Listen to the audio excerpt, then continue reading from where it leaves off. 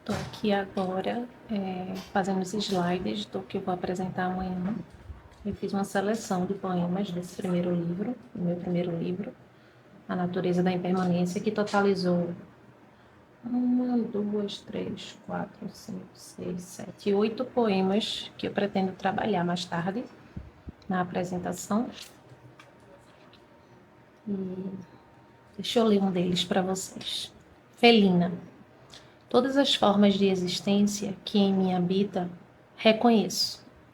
A poesia, mãe de todas elas, é a que me ressuscita das 7 mortes que já tive em vida.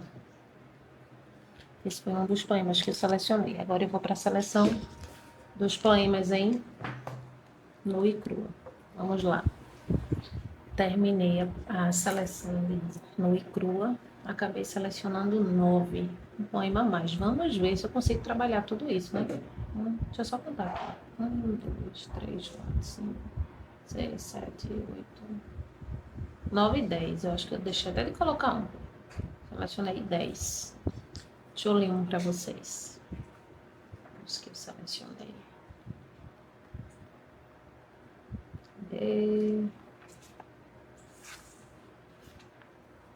Filosofias vãs. Não habitasse somente o mundo das ideias, terias poesias a serem vistas pela janela de dentro. A lente cega da mente que mente projeta realidades doentes. Quase sempre. Não basta parir e propagar ideias, se não vês o que verdadeiramente sentes. Tudo é filosofia vã e carente.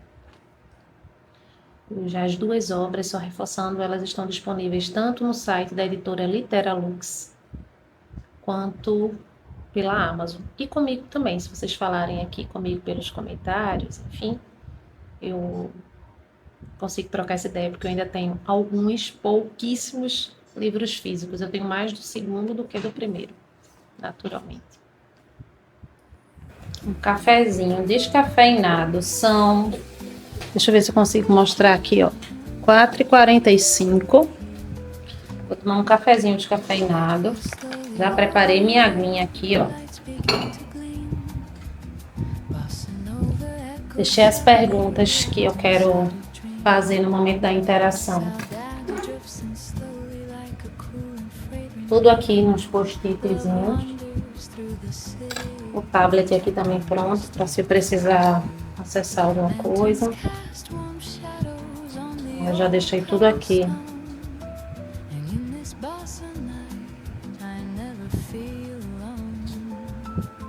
Já. E é isso, vou começar o espaço transmissão às 5 da tarde, daqui a pouco. Ver se vocês estão conseguindo ver aí agora sim.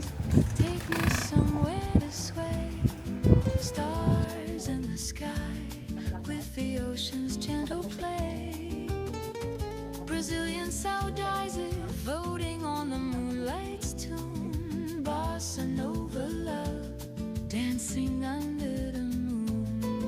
No bossa nights, hold me close until the dawn. In this dreaming rhythm, all my worries are gone.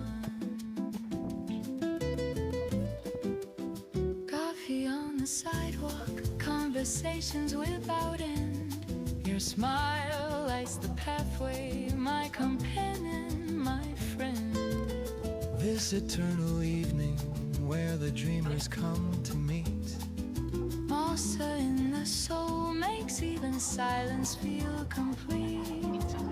The karaoke summer wraps the city in a glow. And Bossa Night knows everything more than we know. The guitar hums lowly in the alley down below. And Bossa Night in Rio is the greatest kind of show. Bossa Night, take me somewhere to sway.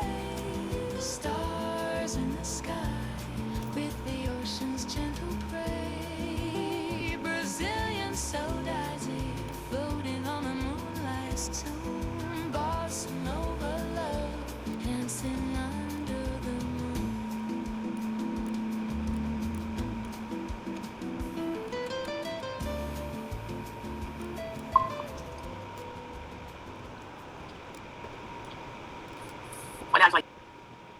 Olha as Laís aí. Tudo bem, Laís? Boa Pereira e Laís noite, Ribeiro. gente. Boa noite. Boa Feliz de noite, estar aqui com gente. vocês mais uma vez. Oi, que bom ver vocês. Olá, Laís. Vocês estão Tudo me vendo e bem me com ouvindo bem? Carol? Sim. Uma delícia. Eita, tem que diferenciar, né? Para poder dar certo.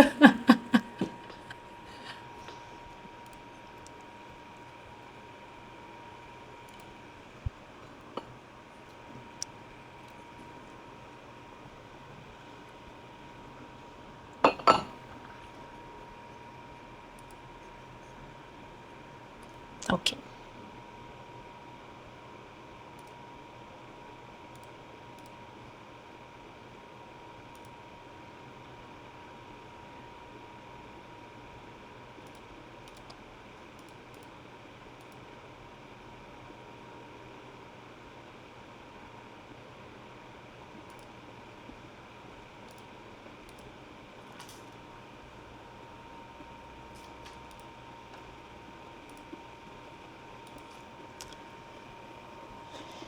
Eu só tenho um probleminha, Raquel. Todas as vezes que coloca-se para... Eu trabalho com Meet também. Sou professora e trabalho online e trabalho com Meet também. Eu sinto esse probleminha sempre. Ou quando eu dou poder ou quando eu recebo.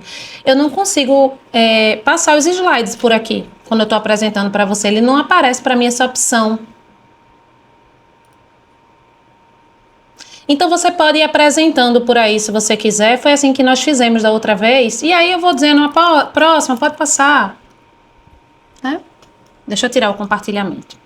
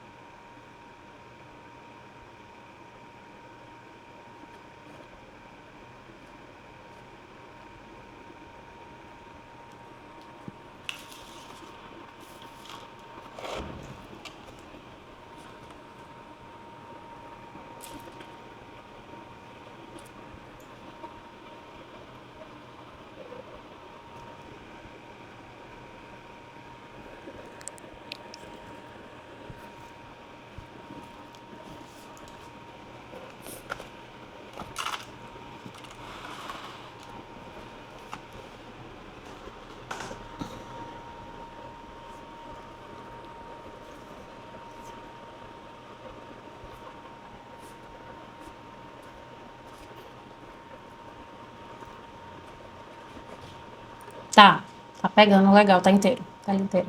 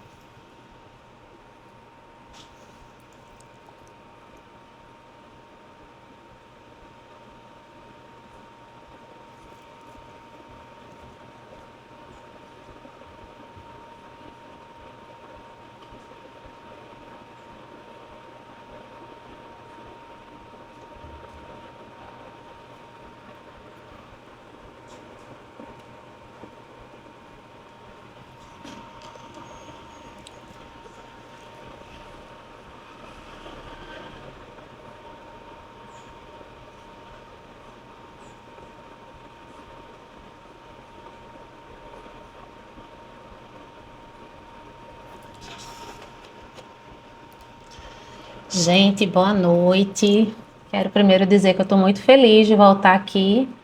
Esse é meu segundo espaço de transmissão. Eu trouxe um tema muito sensível da última vez que estive, saí daqui completamente emocionada e feliz demais com a troca e recebi esse convite agora para voltar, agora falando também de um tema muito sensível também, mas muito feliz nesse caso, né, que é sobre os meus filhos.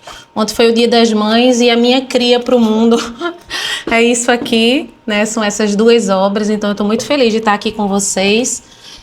Tive essa ideia de falar um pouco, né, pensar nisso tudo, porque eu escrevo há muito tempo, mas a gente vai chegar lá, de pensar algo que eu gostaria de entrelaçar com a psicanálise, né, que de fato, muitos dos meus escritos, inclusive eu tô parando para perceber isso agora, viu, gente, que eu não fico analisando meus poemas, né, eu não tenho esse costume, confesso, né, eu analiso os poemas, né, como professora de literatura, que também sou, eu analiso os poemas dos poetas consagrados, dos grandes, né, mas não costumo olhar para o meu por essa ótica e estou vendo o quanto de psicanálise já existia nos meus escritos antes mesmo de eu começar esse processo mais direto, né, mais familiar com a psicanálise, que aí já tem quase 2 anos, né, eu digo para ser psicanalista, né, porque fazendo análise eu já tenho um tempo.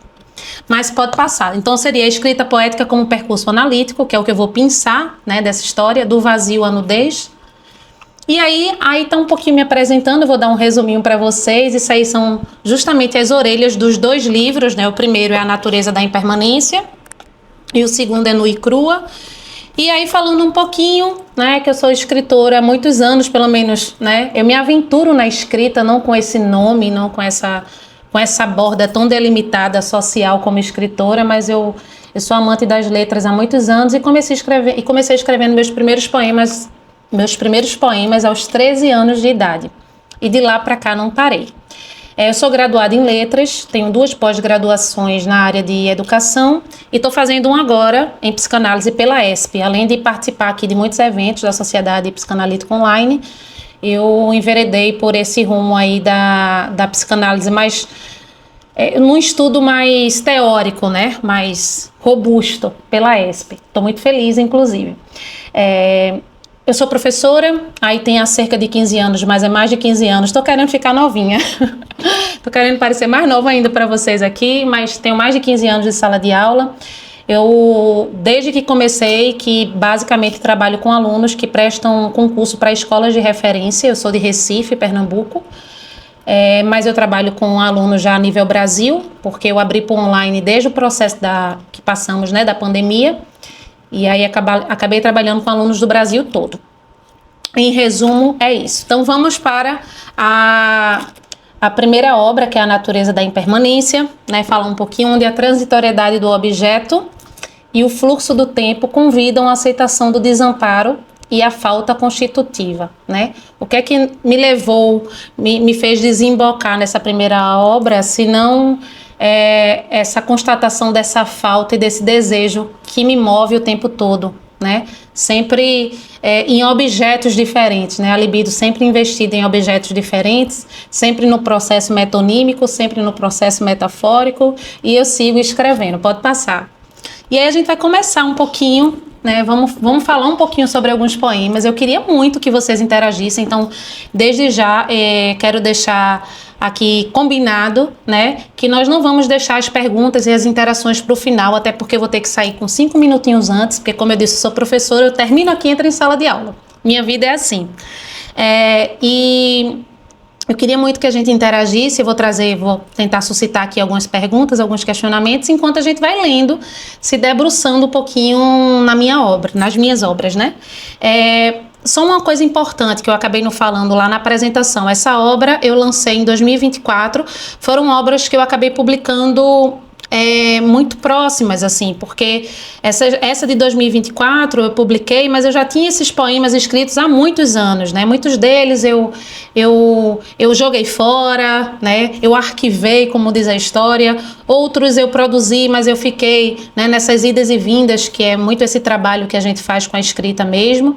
E o seguinte eu já escrevi, já publiquei nesse período de 2024 para 2025 e já publiquei em 2025. Então foram obras bem próximas, mas uma diz respeito a um momento mais antigo, vamos dizer assim, da minha vida, e o outro é mais recente de fato, tá? Então, eu começo aí trazendo um poema para a gente pensar, né? Que diz: tenho desejado o efeito que antecede o desejo, o lugar onde só existe o nada. E aí eu coloco: a psicanálise ensina que para o desejo circular é necessário o vazio da falta constitutiva, né? Esse tal objeto A que Lacan tanto fala, que nos estrutura, nos constitui, que a gente passa a vida assim incompleto. E esse é um tema muito recorrente nos meus escritos, né? Esse desejo de não desejar, essa vontade de desfrutar do presente, do que é, né? Trazendo para uma linguagem mais corriqueira, mais comezinha, mais nossa, nem tanto psicanalítica, né? Como uma boa observadora de mim mesma, eu estou sempre percebendo aquilo que estou desejando e estou sempre desejando muito. Por eu ser uma pessoa multifacetada, além de gostar de poesia, eu gosto muito de arte, né? Eu canto, fiz barzinho quando eu era mais nova, gravei CD, fiz uma série de coisas. Então eu estou sempre percebendo o meu desejo flutuando, indo e querendo, né? Então eu acabo sempre refletindo sobre isso, né? E aí, eu escrevo desde os 13, né? Como eu disse para vocês, eu queria saber de vocês qual a ferramenta que vocês usavam antes de conhecer a psicanálise para tentar entender e lidar com o mundo, com a realidade de vocês, né? Que é totalmente diferente do real. E a gente vai falar um pouquinho sobre isso ainda, eu acho. Sobre o real e a realidade.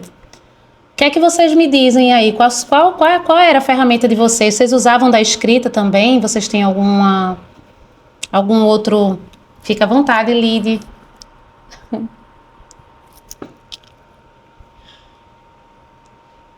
Obrigada.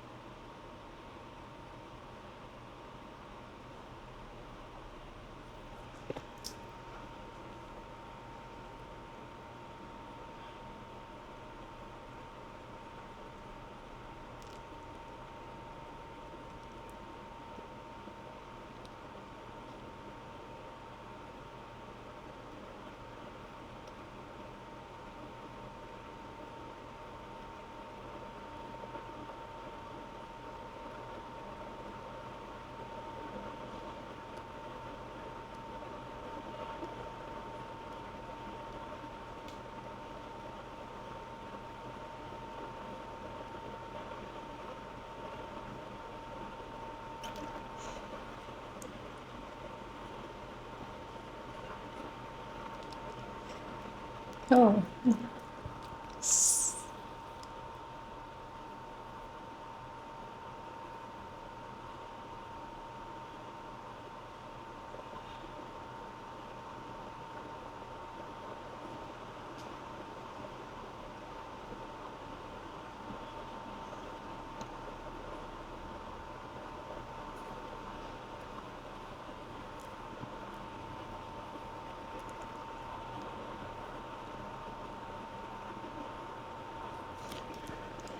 Fiquei feliz demais com a sua interação e a gente é muito afim, porque eu também gosto de desenhar, eu tenho alguns desenhos e fotografar, fiz alguns cursos, estou sempre fotografando, às vezes sou contratada para fazer permuta, assim, para desfrutar de alguns passeios e enquanto eu fotografo ali, mas eu curtindo, sabe?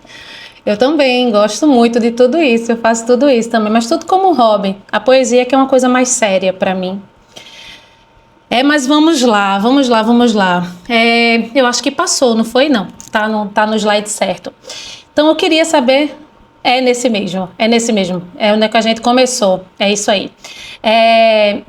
Então, não, estava no próximo, não, eu já tinha falado sobre esse, agora fui até eu me confundi. Perdão, veja se eu não já tenho desejado o desejo, sim, é esse outro. E aí eu trouxe, né, alguns trechos, que aí eu vou me guiando também pelas páginas, lembrando que a gente está na natureza da impermanência. E aí eu trouxe pensar nesse horizonte do não saber, que é outro tema que me interessa muito, né, que me chama muito, dessa relação entre a teoria, o conhecimento e a sabedoria, né? Sentido, a percepção, trazer isso para o corpo, trazer isso para a realidade, né? O real não dá para a gente simbolizar realmente, como já dizia Lacan, e é verdade, pelo menos é a minha verdade, eu comungo da verdade dele, é quase que impossível, mas dessa nossa realidade. E aí, na página 16, deixa eu só me guiar aqui, selecionei algumas poesias, gente. Ler, trocar, vocês fiquem à vontade também quando vocês quiserem interagir. Quando eu digo, né, minha verdade é inventada, eu vivo uma mentira real. O que é isso, se não a nossa visão de mundo mesmo, a nossa realidade, né? A gente inventa, a gente imagina o que a gente vive, né? E aí eu coloco a ficção necessária do sujeito, o real como construção poética da subjetividade, né? Que não é o real efetivamente. E engraçado que esse trecho me lembra muito Clarice, né? Clarice Lispector, uma das escritoras brasileiras que eu mais me inspiro, eu confesso, especialmente na prosa.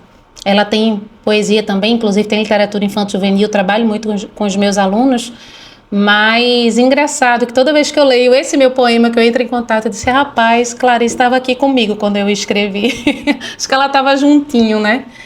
E aí, ainda nesse âmbito aí da verdade inventada, eu trouxe na descoberta, na página 62, que diz, nosso olhar dá o sentido que o mundo tem. Nosso pensamento cria a identidade do que é. O real é subjetivamente poético. Porque o real vai variar muito, né, das ilhas, como dizia Saramago, né, somos ilhas, somos mundos únicos e singulares. E como não pensar nisso pensando na clínica também, na troca com os nossos analisados, né, com os pacientes, né, da gente conseguir perceber ali, pensar esse inconsciente, essa fala desse inconsciente nessas brechas, né, nessas falhas, nesses lapsos, né, e conseguir perceber essa visão do real que ele tem, que na verdade é a realidade dele, né? E aí eu acho muito interessante. É meio difícil para mim, viu, gente? Eu confesso, fazer análise do que eu escrevi. Tá nessa posição, assim, de trazer para vocês, para fazer esse link com a psicanálise, né? Mas, de fato, eu consegui perceber essas sutilezas aí que estou trazendo. E aí, esse é o slide 5, né? Pode passar. Fiquem à vontade, viu? Se aí for lembrando de alguma coisa, quiserem. Fiquei nessa palavra hoje, incipiência, não sei se vocês sabem, vou dar uma professora de português, que eu trabalho com isso também. Existe incipiência com C, né? O novato, aquele que está começando, e o com S, que é aquele que não sabe, né? O que não sabe que sabe. Então, o horizonte do não saber. Eu gosto desse horizonte, de mergulhar nesse horizonte, de torná-lo vertical. Não sei como é por aí para vocês, página 27. Vamos lá, página 27. Incipiência.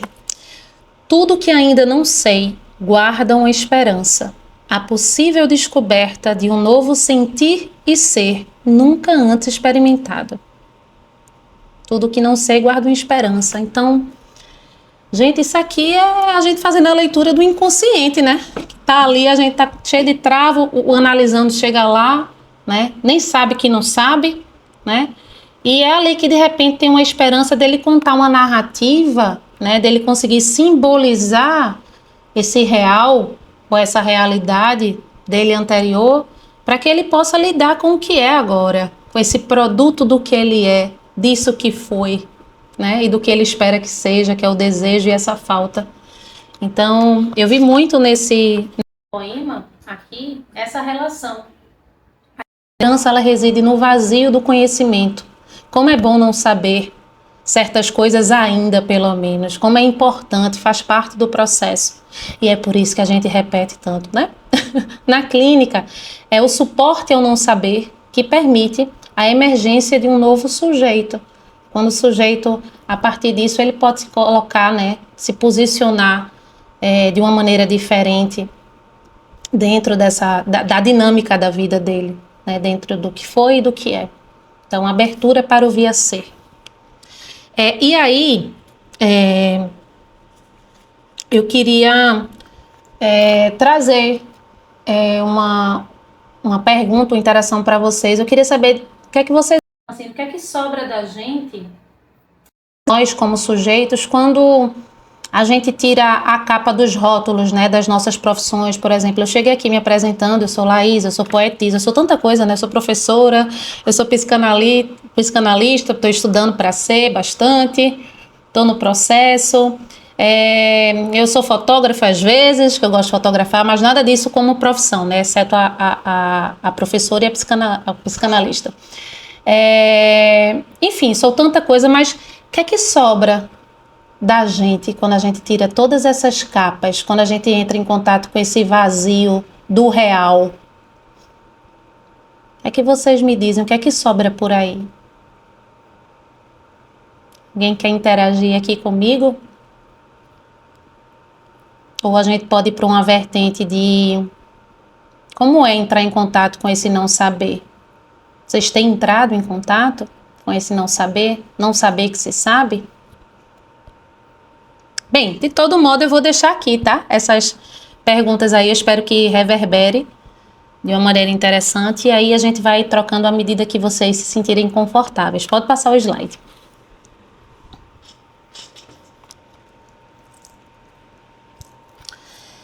Eita, esse poema. Tem alguns poemas que me pegam, gente. E tem uma coisa curiosa. Eu não sei se vocês já viram assim outros poetas falando sobre as produções que eles fazem, mas comigo pelo menos é assim. Tem poemas que eu entro em contato que escrevi, que eu às vezes nem acredito que foi eu que escrevi. Eu tenho essa sensação, ele já está tão apartado, né? Depois da gente colocar o filho no mundo, sabe? Eu não sei aí das mães e pais que estão aqui, depois que a gente coloca um filho no mundo, né? Ele é do mundo. Então a gente não tem hora, né, que a gente olha para um filho e diz, meu Deus, saiu de mim, isso aqui saiu de mim, tá desse tamanho, é desse jeito, como é que pode? Tem hora que eu olho assim, eu digo, eu não acredito que eu escrevi isso, como foi, qual foi o momento, sabe? Eu me deparo com certa estranheza muitas vezes, mas vamos lá, página 57.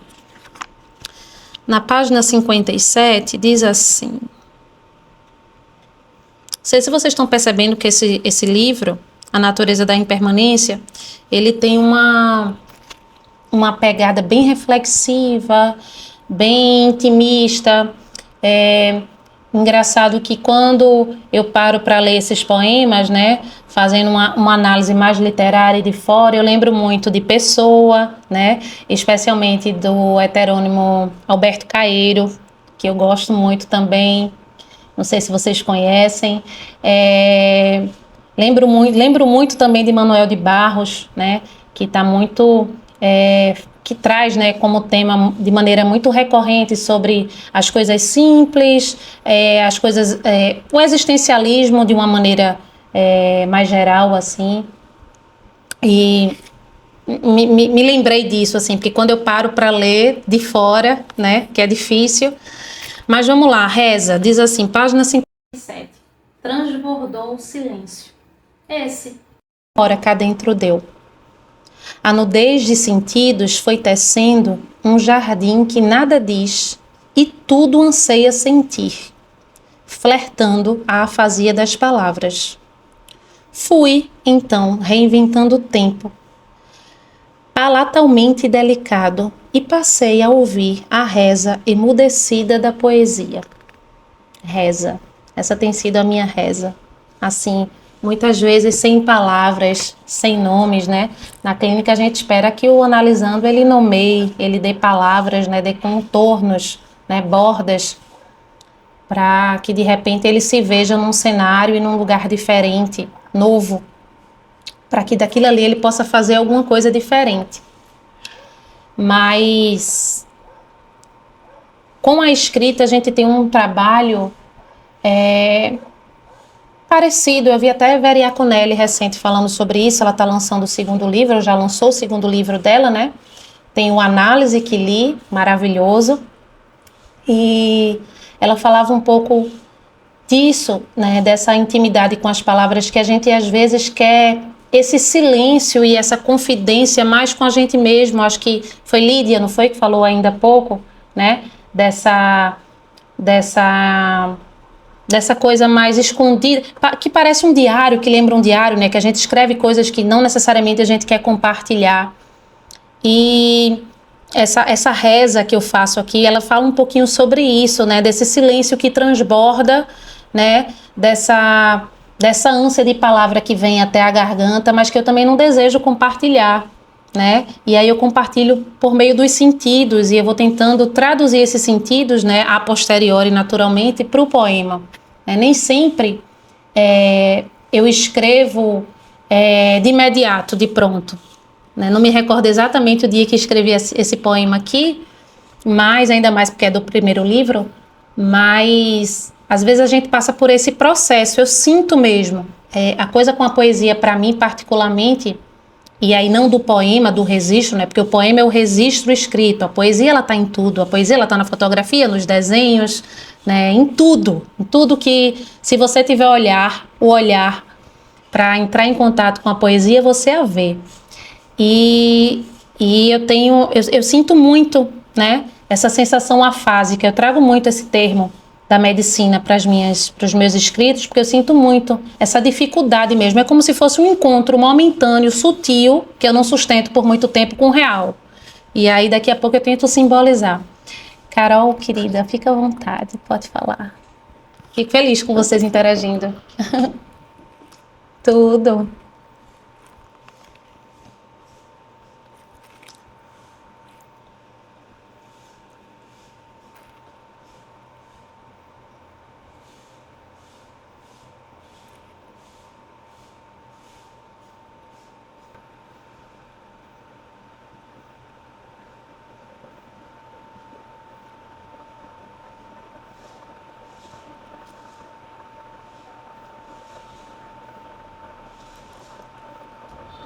Aí a gente tem aqui uma sala, já tô vendo uma sala de artista, tudo poeta feito eu, só que não escreveu o livro ainda. Eu já sei.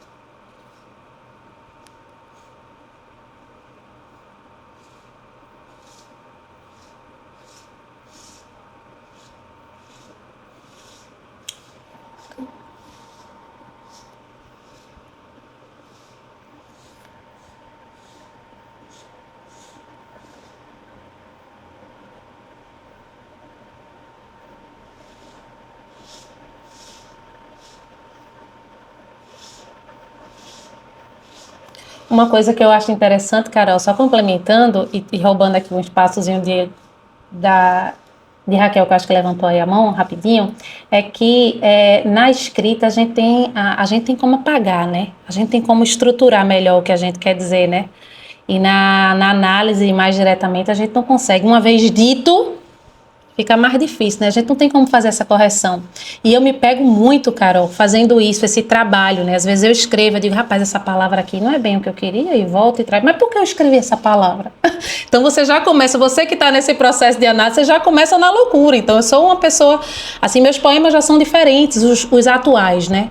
Os antes desses daqui, que eu já estou num terceiro livro que pretendo publicar, eu já fico assim, mas por que eu quero mudar essa palavra? Rapaz, eu não queria dizer isso, mas eu queria. Aí começa a loucura, eu digo, eita, agora vai. É desse jeito.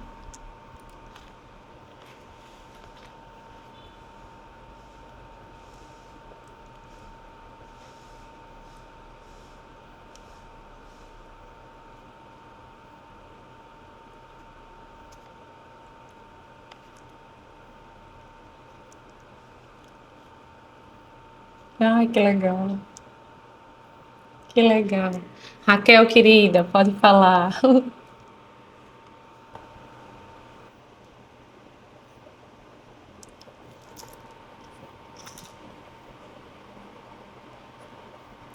Para se distrair. Ai, que delícia. Eu amo Carol também, muito música, Carol, muito. Música me lembra minha mãe. Isso, eu vou trazer um pouquinho mais sobre ela, provavelmente em julho, né, Raquel? A gente tá vendo aí, para ver se dá para trazer. Eu posso trazer sobre essas inspirações musicais, né, que é que me fez ficar em barzinho, gravei CD, já tudo. Eu gosto muito. Laís, meu amor, pode falar.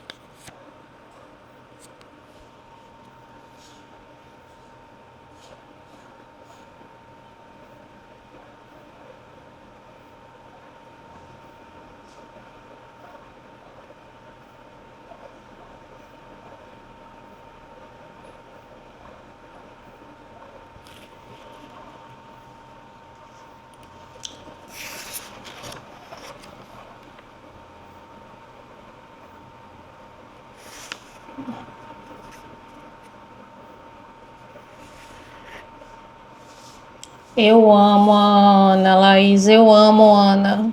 Foi ela que me orientou após na ESP. Você acredita? Ela é tão acessível. Passei umas coisas com ela assim no Instagram e ela sempre pronta, responde por áudio, chamando o seu nome, Laís, faça assim, me orientando. Eu digo, meu Deus, muito obrigada.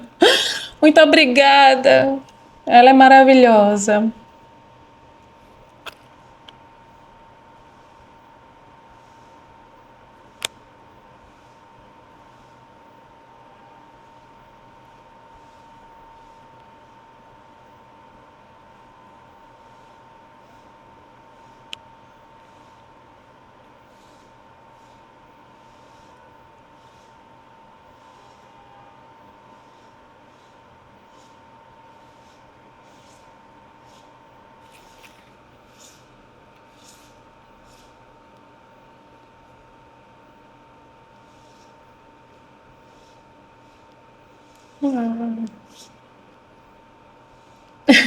A gente fica doidinho. É muito legal, muito legal. A Ana me muito, ainda mais que ela traz, né, os textos, né? Ela tem crônicas, várias crônicas, tem aquele A Corda que Sai do Útero, que eu gosto demais. Se vocês não tiverem um rostinho maravilhoso, é sempre muito poético e ela tá sempre dialogando com a psicanálise. Então é um território que eu amo, né? Tá juntando as duas coisas, eu digo, eita, meu Deus, eu amo, amo, amo, amo. É uma das contemporâneas que eu mais gosto. Vamos lá, vamos passar esse slide. Minha gente, esse avançado da hora. Quando eu tô aqui com vocês é tão bom, podiam ser 2 horas, né? Fica o desejo, fica. Eu gosto muito de estar aqui. É a segunda vez que eu estou, assim, né? No processo de conduzir, vamos dizer assim, gosto tanto, é tão gostoso. Caminho de ida. Minha meta... Cadê? Eu acho que tá mais pra cá do slide, eu não tô conseguindo vê-lo todo. Minha meta é não ter meta. Consegue, Raquel, puxar um pouquinho? Só para o restante do... Agora, minha meta é não mais ter meta. Não há linha de chegada, só caminho de ida. Para desaprender a vida, preciso de uma vida inteira. E aí eu me lembro de autores muitos que eu leio poesia. Se eu escrevo desde os 13, eu leio faz tempo poesia. Eu acho que era uma das leituras, a única leitura que eu gostava quando era mais nova. Eu tinha muita dificuldade com a leitura, né? Essa leitura obrigatória, que a escola dizia que tinha que ler aquele paradidático, a mãe e o pai obrigava e você ia ter que ser avaliado por aquilo que você estava lendo. Ou seja, não tinha fruição, não tinha prazer, não tinha nada disso. Então, eu sou uma poeta, uma escritora hoje que tive muita dificuldade, né, dessa familiaridade com os livros, por incrível que pareça, na infância. Mas a poesia, ela me chamou desde cedo, graças a Deus. E eu me lembro aí de Gil, né? Uma meta existe para ser um alvo, mas quando o poeta diz meta, né? Me lembro de Gil, que é um grandíssimo poeta também, para além de músico maravilhoso. Não há linha de chegada, só o caminho de ida para desaprender a vida. Tem uma frase que diz que o verdadeiro aprendizado, eu não vou saber agora quem é o autor, mas o verdadeiro aprendizado, ele consiste em a gente aprender a desaprender, aprender a aprender e aprender a reaprender as coisas da vida, né? Eu acho que o aprender a aprender seria o último estágio, não sei se eu estou dizendo nem na sequência certa.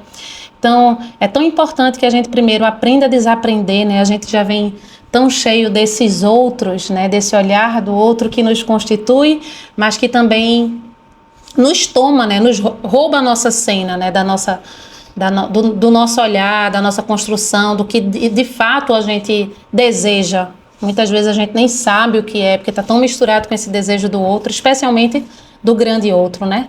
Do outro com O maiúsculo. Mas essa metáfora aí do desaprendizado me lembra muito isso. Eu consigo ver essa imagem quando leio, né? Quando entro em contato de novo com esse meu poema. A meta, a ausência de meta, análise do processo, análise como um processo vitalício do desaprender, né? Então, por isso que a gente, em tese, nunca recebe alta da análise, né? Porque a gente nunca está seres incompletos, novos desejos, novos investimentos, novos pontos de partida, enfim, pode passar. Aí a gente passa para Nua e Crua, que eu vou ter que ser mais breve, eu acho que eu coloquei mais poemas ainda nele, mas para quem quiser, tá, gente, acessar os livros, depois eu vou falar sobre isso, onde é que vocês encontram. Esse é o livro, pode passar, Kel. Aí eu trouxe, eu não podia deixar de trazer isso, que eu disse, nossa, que poema. Minha gente, eu não escrevi pensando em psicanálise, dessa maneira. Eu juro a vocês, vocês podem não acreditar, mas eu não escrevi com esse viés psicanalítico, né, quando eu publiquei esse livro. Não é louco de pensar isso? Nem eu acredito. Página 57. Vamos lá. Agora, os de agora, que ainda virão no próximo livro, eles são mais intencionais, eu confesso, né? Porque a gente tem um acesso à teoria, eu estou tendo um acesso à teoria, né, muito grande, então isso mexe aqui com a cabeça, né? Narciso. Neste poema, não leis o que digo, mas o que projetas. De que adianta eu gastar aqui as palavras, os versos e as entrelinhas, se nada lerás além de ti mesmo, refletido no espelho dessas linhas? Gente do céu, eu li, né? né, por essa perspectiva, por esse viés psicanalítico, e disse, meu Deus, né? É que Narciso é feio, que não é espelho, e aí a gente traz aí Caetano, fazendo a releitura do mito de Narciso, né? Mas eu coloquei, estava fazendo uma análisezinha dos meus poemas, antes de, vou até mostrar para vocês não verem que não é mentira. Eu disse, rapaz, eu vou precisar analisar, não sei se vai dar para ver não, porque tá muita luz aqui. Mas eu estava fazendo, e aí, esse poema me fez pensar, que eu coloquei aqui na interlocução transferencial. Ou seja, a transferência está em todo lugar, né? Ela não só acontece no set analítico, né? Naturalmente. No set analítico, ela é usada como ferramenta para análise. Mas, como é interessante, né? Que cada um lê o poema com os olhos que tem, né? A partir das projeções, né? Dos traumas, das vivências, das questões que carrega. E é muito interessante, né? A gente perceber esse processo transferencial. A importância da poesia, do poema, mais propriamente dito, que eu estou falando do texto escrito em verso, para essa relação, né, de identificação, de reconhecimento, de nomeação, de coisas que nós, enquanto sujeito, muitas vezes não conseguimos nomear. E aí, com o auxílio de uma ferramenta artística, e aqui eu estou falando, né, especificamente do poema, a gente consegue, nesse processo transferencial, se reconhecer, dar bordas, se identificar, né?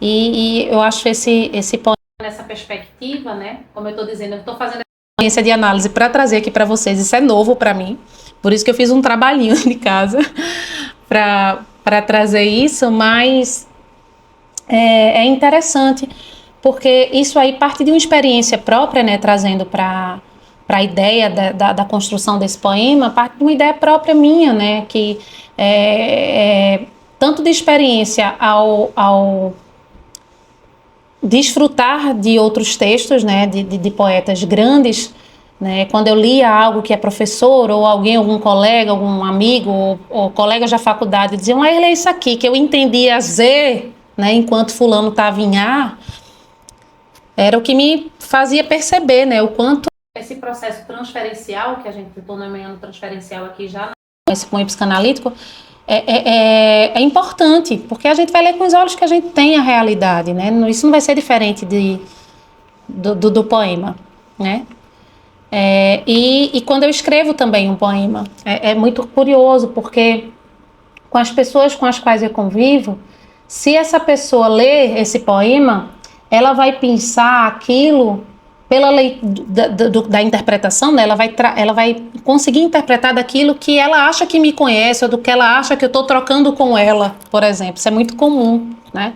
Então, tem muitas pessoas que perguntam, Laís, você passou por uma coisa assim, delicada? Ou como foi isso aqui para você? Eu disse, isso aqui o quê? O que é que você está lendo? O que é que você está vendo? Né? E eu acho interessante pensar também que a gente não necessariamente escreve por aquilo que a gente passa, ou que a gente passa conscientemente, né? Nem todo o processo de escrita é um processo literalmente consciente. A gente simboliza com o que a gente consegue. Mas quando eu entro em contato, não necessariamente eu vivenciei coisas da natureza, dessa natureza que eu estou suscitando a superfície do texto. Não necessariamente. Vocês estão conseguindo acompanhar o que eu estou querendo trazer? Está fazendo sentido? Essa reflexão, né? Eu falo, né? Nem o poema em si, né? O poema em si vocês vão projetar aí esse olhar conforme a realidade de vocês, mas é muito curioso de perceber isso, gente, muito, muito interessante, né? Então, por exemplo, se eu tenho alguma contenda com algum familiar, um amigo, né, alguma briga, alguma indisposição, e eu escrevo um texto que de alguma forma essa pessoa lê e nas entrelinhas ela acha, né, ela pinça ali, como eu estou dizendo, é um pinçar mesmo, é um tirar de pelo, né? Ela faz essa leitura que é para ela, né? Isso já aconteceu muito, né? Da troca afetiva, né? Das relações amorosas. Isso aqui então foi para mim, foi desse jeito, aconteceu assim, assim, assado. Para minha mãe, quando eu escrevia sobre essa relação, né? Do filho com esse lugar da função da mãe e da função de pai, né? Isso eu estou trazendo em termos psicanalíticos, a gente não tinha essa troca nesse nível.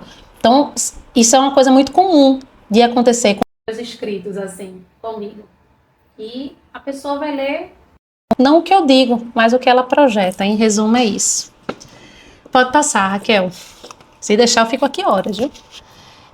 A produtividade do ser, eu vou escolher um, tá? Eu gosto muito desse ato, acho que foi um dos que eu, de fato, coloquei aqui como página 18. 18, tem os poemas são os que eu mais gosto, quase os que eu entro em contato. Os que eu mais gosto dos meus são os mais curtinhos, que eu acho que são os mais profundos, são os que mais alfinetam, assim, sabe? E ato. Viver vazios e me encher de tudo aquilo que verdadeiramente preciso, nada. Passaria horas aqui nesse poema, inclusive nesse vazio que ele deixa, né? Nesse ato, nessa distância entre as minhas expectativas, as minhas vontades, os meus desejos e o nada que eu não preciso. Na verdade é sempre isso, né? A gente tá sempre correndo dessa maneira circular atrás dos nossos desejos, e que bom, que é isso que nos mantém vivos, mas tem uma hora que cansa, né? Tem uma hora que cansa. E a gente só quer o nada mesmo. O nada que precede tudo. O nada que foi recalcado. Será que a gente chegaria lá em um recalque primeiro? Nossa, que loucura pensar isso, né? Já tô aqui. Raquel pode passar. Vou ter que ter um ou outro agora, porque senão, realmente... Página 33. Letramento. Colocando aí um monte de coisinha na cabeça de vocês, né, gente? Eu espero que vocês estejam viajando poeticamente comigo. Página 33 diz assim, letramento. Estou me alfabetizando em olhares, fazendo leitura de sentidos, nunca antes verbalizados. As palavras já não dão conta mais. O endereço do meu desejo se materializa na semântica sorrateira dos mergulhos. Eu gosto muito dessa parte, né? A gente precisa, como analista, se alfabetizar em olhares, né? Fazer as leituras dos sentidos, né? É no silêncio e nesse vazio do sete analítico, perante o analisando, que a gente precisa encontrar ali, não necessariamente precisa, mas encontra, que é essa nossa função, né? Essa preciosidade para poder trazer e fazer com que ele continue associando, né? Então, a gente fazer essa leitura, essa alfabetização, que é um processo de alfabetização e letramento, né? Eu faço a brincadeira aqui justamente com esses termos que... Ai, meu Deus, me fugiu o nome completamente. Como é o nome? Que o pai da educação... Nossa, fugiu completamente o nome, gente. Eu tô vendo a barba dele tudo e não tô... Paulo Freire, por favor. Fugiu completamente. Eu tava vendo ele, a imagem, não tava sem lembrar o nome. Que Freire traz, né? Que a gente pode dominar os códigos, as regras, mas o que é que a gente faz com esse domínio, com esse acesso à teoria, né? Então, é justamente essa brincadeira entre alfabetizar olhares, a gente realmente entender a mecânica, o funcionamento, mas a gente se letrar nisso. Como é que a gente manipula bem essa ferramenta, né? Pode passar, Raquel. Página 58. Nossa, eu esqueci o nome de Freire. Tem alguma coisa, gente, nesse lapso? Tem, né? Quer dizer alguma coisa? Quer, né? Eu acho que quer. Ah, essa tá toda aí. É um poema intitulado Terapia, eu como analista, tá, gente? Essas perspectivas aí minha, que eu trago, né, nesses poemas, eu era como analisando, assim, eu realmente não tinha essa intenção desse trabalho com a psicanálise ainda. Por isso que eu digo para vocês que eu me espanto com alguns materiais, né? Foi de uma maneira assim inocente nessa perspectiva de analisando, assim, mas sempre muito curiosa, sempre muito...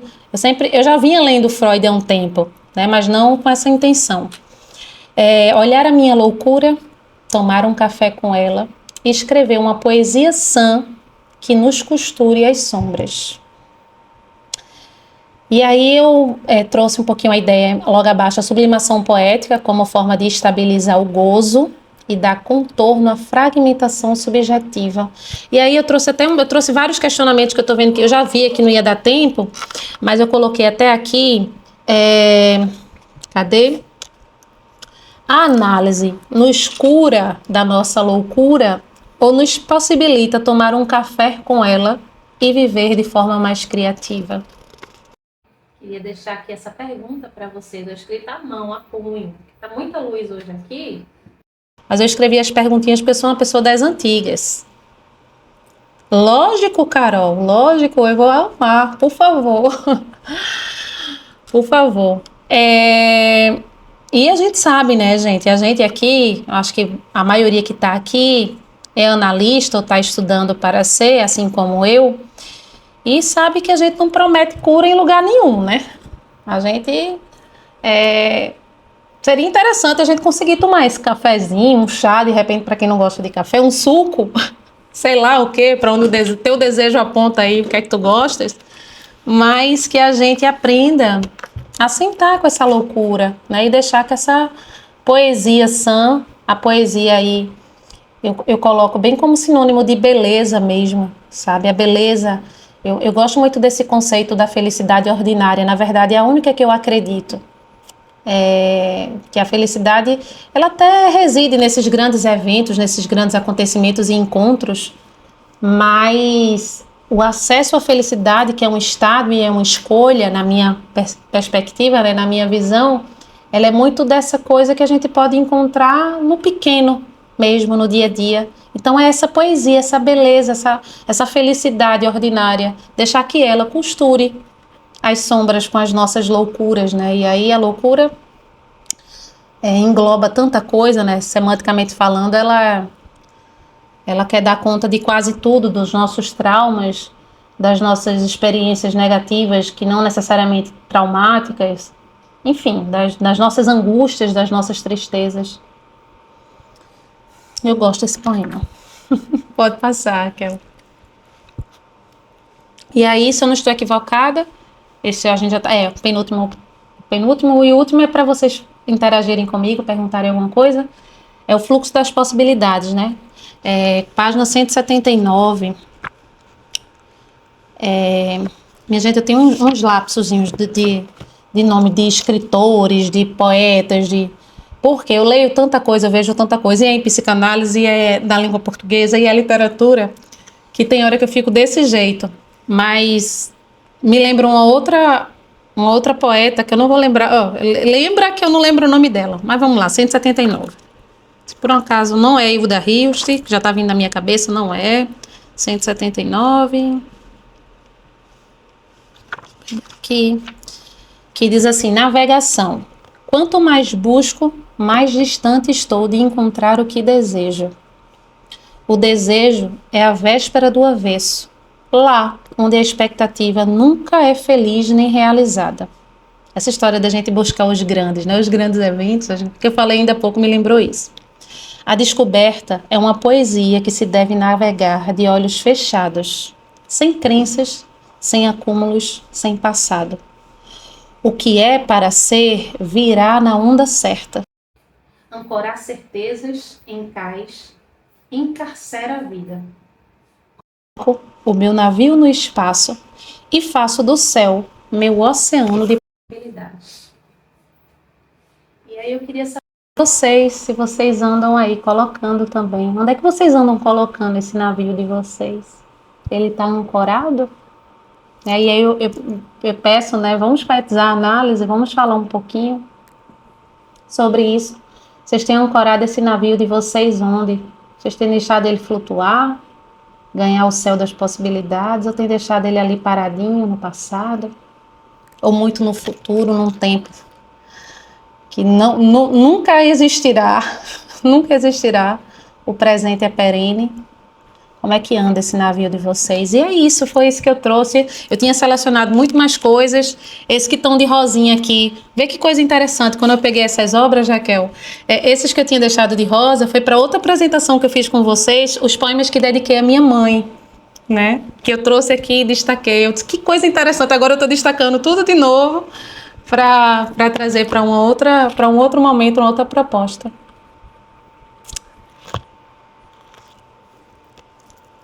Eu vou ficar muito feliz.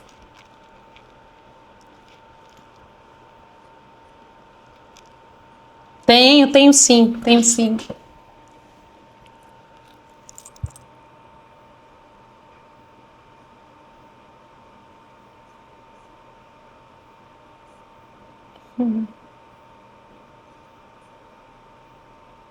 Ah,